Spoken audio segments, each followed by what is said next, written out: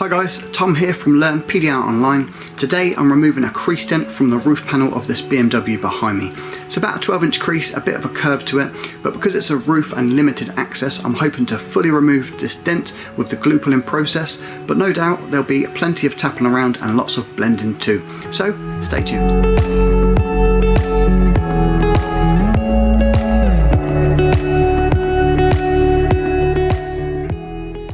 So here we have our crease dent, and as you can see it's towards the rear of the roof panel on this BMW. The deepest point is about here. The dent itself starts just in front of it and just gradually curves down and gets lighter as it gets towards the rear of the roof panel, back towards that rear screen. So we begin by assessing the dents in what we refer to as the customer view, so just using those natural reflections. You can see the distortion in the reflection of the house and the trees behind, and then by comparison setting it up with my line board and just seeing how those lines distort. So the crease itself is about a foot long and it's kind of in three separate sections. So a fairly light section towards the back. This is the lightest part, so the shallowest part of the dent itself. And it's a fairly straight line, and then a slight curve to the centre section before getting to the deepest part of the dent. And this was the main point of impact.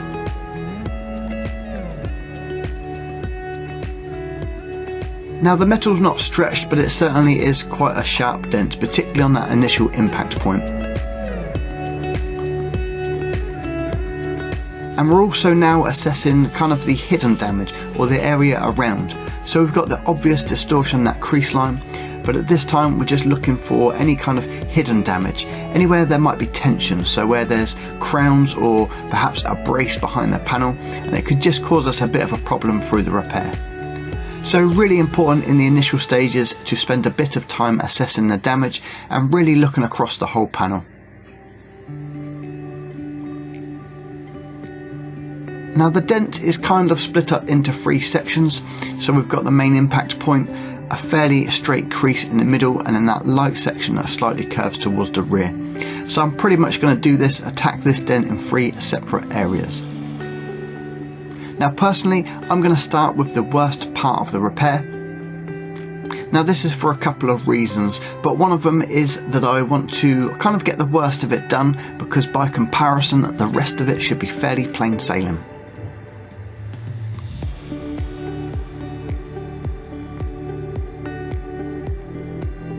And as you can see, I'm using the Robo Lifter from Kiko along with the dead center crease tab.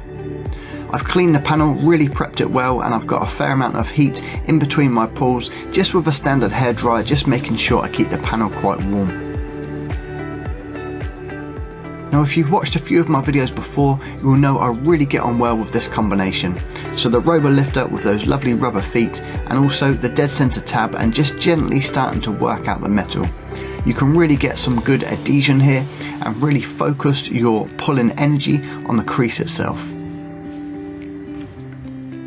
And now after a few good pulls, I've really managed to make some progress pretty quick. So just here you can see the lines pinched together on the right hand side of that initial crease. That means my crease tab got to the lowest point.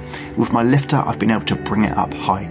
I can tell it's high by the way the lines pinched together, so now from the top side I can spend a little bit of time with a tap down. So just using a standard Kiko tap down and my hammer, I'm just going to begin tapping down along that high crease where those lines pinch together, and you can just pick out the metal starting to move here, and I'm starting to bring the lines back so they begin to read true. Now letting this play out in real time, you can get an idea of it doesn't take very long for me to tap down this high spot. But what it will do is watch that back in hyper speed so you can see what it does to the metal.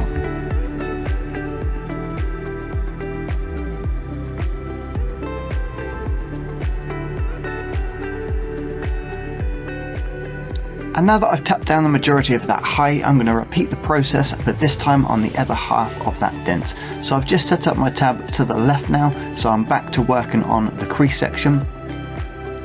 And this is always a good time to just kind of assess your lines as well. So I move my head back and forth, I'm moving my line board. I've just switched to my reflector board. It's quite a bright day today, so this works pretty well. And then just as before I'm setting up my robo lifter, I begin by just gently squeezing the trigger. I just want to start to check the adhesion and just really work slowly here and start to bring out that repair. I'm not looking to pull the handle too tight and create a kind of a snap or too much of a pull. As you've seen from some of my previous videos, it's very easy to lift the metal too high. So here, just taking a quick look, you can see I've pinched the metal up on the left hand side. So again, I've taken that low and I've begun to bring it up high. And then once it's high from the top side, I can just tap that down till the lines read relatively true. At this stage, I'm not looking to take out this part of the repair 100%. My goal is to get most of the metal moving, most of the shape back into the panel, and I'll do this across the entire repair and then spend some time at the end in the finishing stages, just making sure I've got a really nice finish across the whole panel.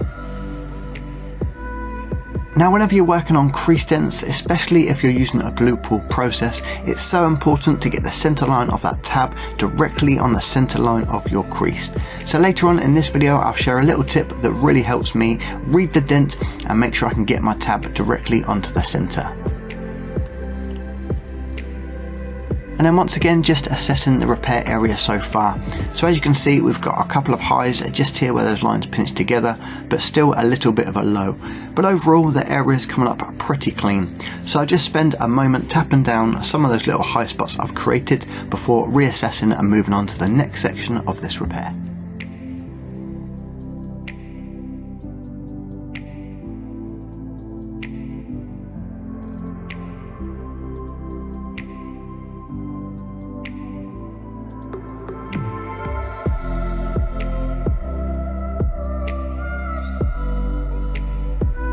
And now moving on, I'm going to start to work on the second section of my repair, this crease. And this is my tip for being able to read the center. If you move your line board at a slight 45-degree angle, you get this really nice zigzag that runs right through the middle of the repair. So it's kind of like a Z or a lightning strike, but this for me really makes it so much easier to be able to assess exactly where the center of that crease is, so that I can line up my crease tab directly on the deepest part of the repair, just where that line is, and then that's going to give me a really nice symmetrical pull as I set up my lifter and begin to bring up the low. So I'm often asked when I'm glue pulling what the optimum time is to leave a tab on for. For me personally, it's a little bit of trial and error. There's so many different factors such as the brand of glue, the tab you're using, the temperature of the panel, and also the environment. But also it depends what you're trying to do to the panel, whether you're trying to gently lift the dent or whether you're wanting to get a really nice pull and kind of shock the panel. So there are a few different factors. Generally with this sort of setup, I'm going for somewhere between 10 and 30 seconds. Now thankfully it's not too cold a day today and it's quite bright, so it's kind of ideal working conditions. Now earlier on I told you that it's very easy to over pull the metal. As you can see here, I have definitely pulled it a little bit more than I intended to. So you really do get very good adhesion when you set up the lifter and the tabs correctly. Now whilst my intention was to bring the panel slightly high, I did not intend to bring it quite as high as I did here. So you can really see where those lines pinch together. It's not too much of a problem, I can tap that down relatively quickly, but I did definitely pull it a little bit more than I wanted to. But so far I've now taken the second dent and I've split it in half. So I've taken the right hand side, lifted it up, and I've reduced that dent by about 50%. So now repeating that process on the left hand side of my dent, and again you can see I've got my line board tilted at that 45-degree angle, giving me that really nice zigzag so I can get the center line.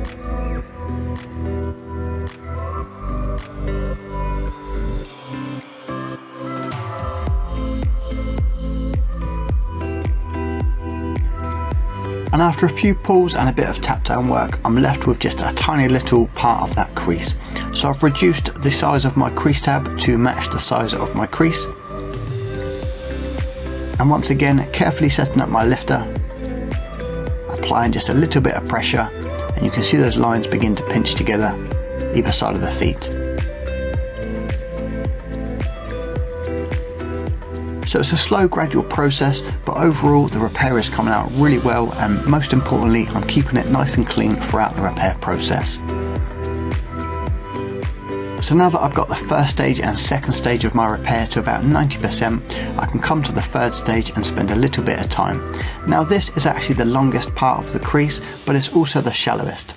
So using a process that I've used throughout this repair, I'm going to basically use my lifter, continue on lifting up the center part and just keeping an eye on the panel as I start to move around. So at this point I'm just moving my line board across the roof panel, really assessing the overall area, but it's at this point just here I spot some damage that I missed earlier. Now this is actually a high spot. It's a high crease or a ridge that runs across the roof panel, and it's caused by an internal bracing bar. So I've got the outer roof skin, but on the inside there is the main structure points, and then running across widthways across the roof panel you have some internal bracing. So the initial impact pushed the skin down, and that pressed against one of the internal brace bars, which has in turn caused a slight high spot across the area. But for now I'm going to focus on my main repair, but certainly towards the end of the repair I've got to come back and tackle that crease.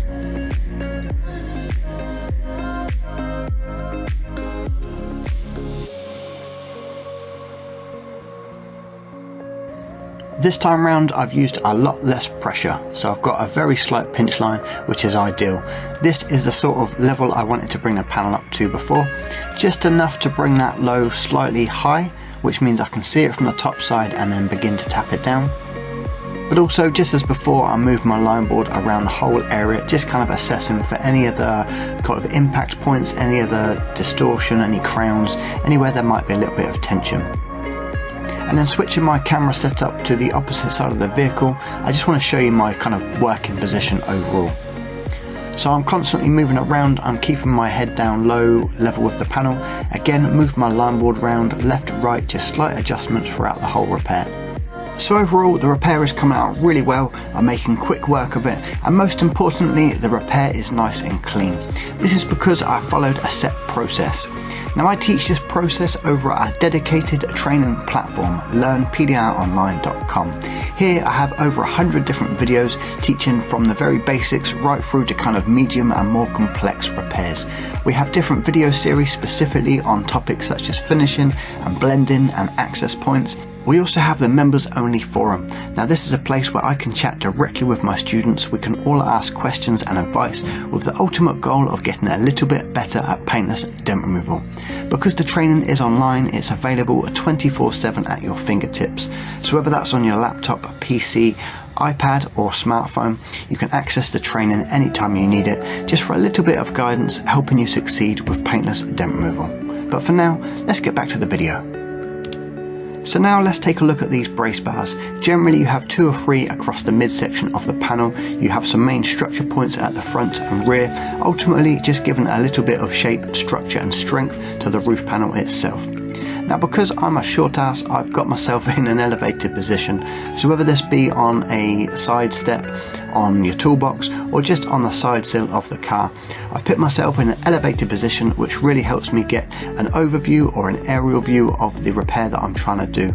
Now I've put my line board towards the rear of the car, I've got my head down at a side at an angle, really just assessing that pinch line, and I'm just gently working across it left to right, right to left, with my tap down, knocking down the high spot until all of those lines read true.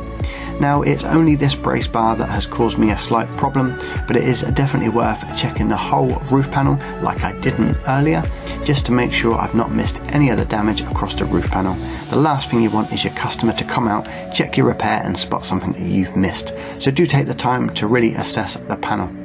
Now as we draw towards the finishing stages of this repair, I'm going to finish out with a whole load of blending. Now I'm using my carbon fibre blending hammer. I get on really well with this hammer, and I've got a couple of different screw tips in. Now they are both blending tips, fairly small domed, and these are really good for whether you're doing the reaction blending or vibration blending, both of which I teach within the LPO platform. But I'm just working around the whole repair area, using that kind of vibration, that reverberation across the panel, just making sure that the entire sheet of metal reads true and looks really good on those finishing stages. So I really hope you've enjoyed today's video. If you have, don't forget you can give us a thumbs up to like the video. You can also subscribe to our channel. And if you've got any questions, any comments, do pop them below in this video here on YouTube. I do try to respond to every message I get. So that's it for me, and I'll see you in the next one.